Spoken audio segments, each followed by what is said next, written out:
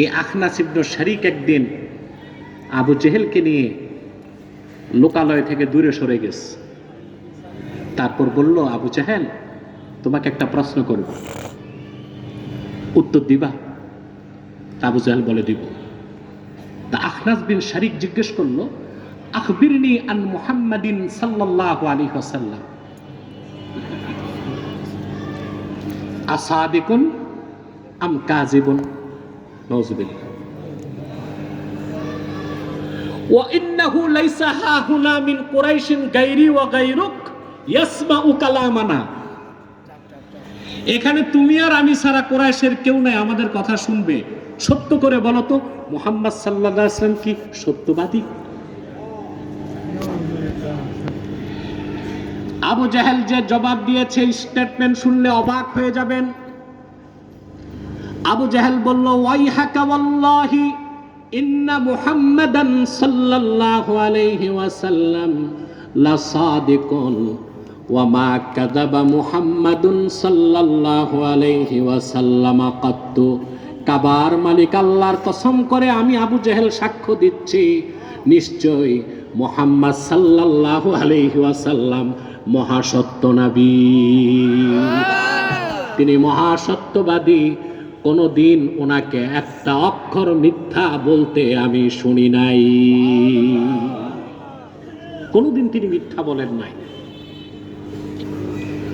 আখনাস বিন শারিক জিজ্ঞেস করছে, তো মুসলমান হও না কেন?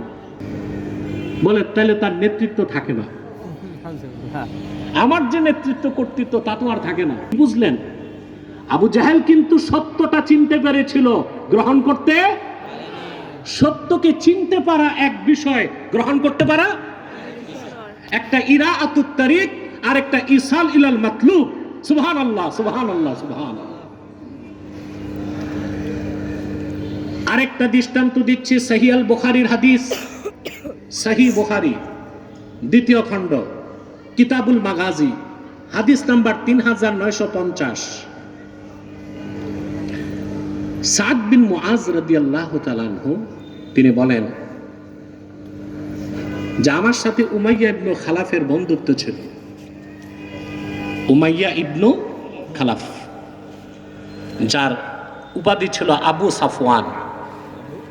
আবু জেহেল ছিল কুরাইশদের মূল নেতা, ফার্স্ট ইন কমান্ড, আর সেকেন্ড ইন কমান্ড ছিল উমাইয়া ইবনে খালাফ।